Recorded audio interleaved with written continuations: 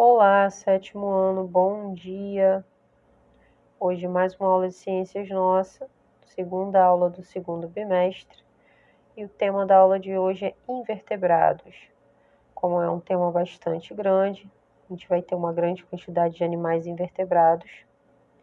A gente vai dividir então essa aula em parte 1 e parte 2. Invertebrados hoje, parte 1. Aí vocês estão vendo os recifes de coral.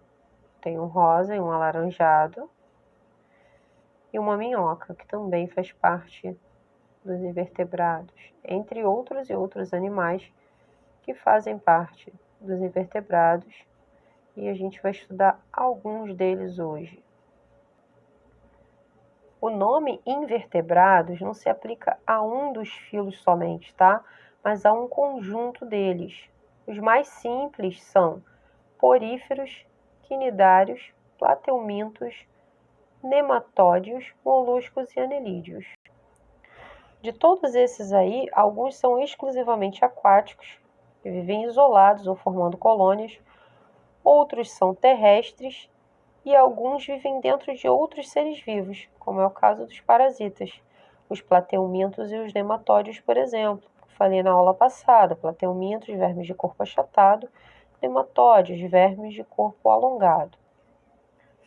Mas hoje nós vamos falar sobre os poríferos e os quinidários. Vamos começando então aí pelos poríferos. Os poríferos são animais necessariamente aquáticos, popularmente chamados de esponjas. Podem viver na água doce, mas a maioria está no mar, fixada sobre pedras ou conchas de animais. Possuem tamanho variado, desde alguns milímetros até mais de 20 centímetros. Os poríferos têm um modo de vida séssil, tá? O que significa vida séssil? Significa que eles não podem se locomover, por isso que a maioria está fixada sobre pedras ou conchas de outros animais.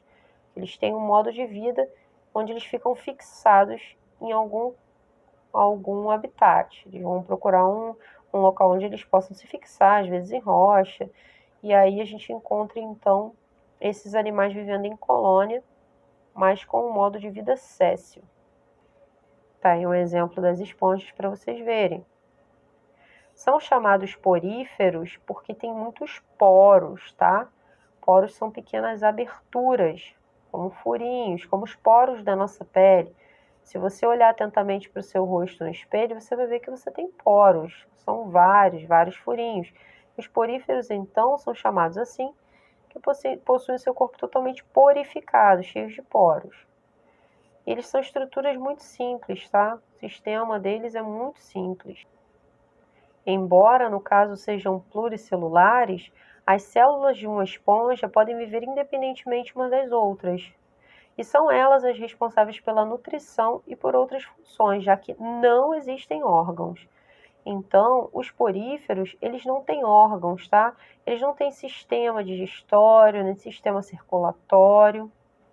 Lembra na aula passada que eu mencionei que algumas formas de vida fazem a troca dos elementos dentro do seu corpo, célula a célula, vai passando de uma célula para outra sem ter um sistema especializado, como um sistema circulatório, por exemplo? Então, os poríferos é um desses casos, tá?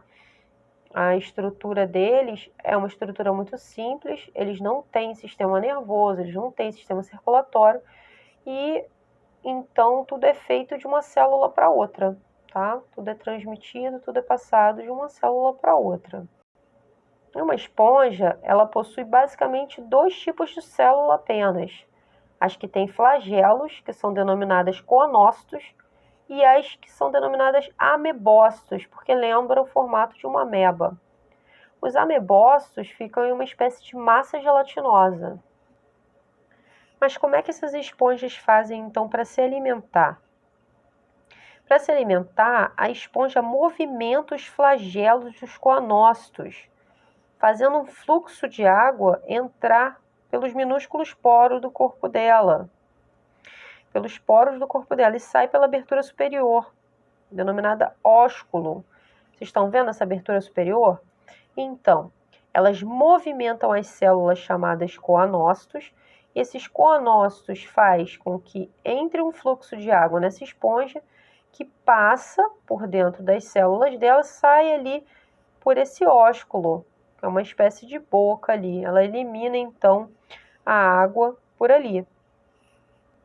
E como não existe então sistema digestório, a digestão é feita nas células mesmo.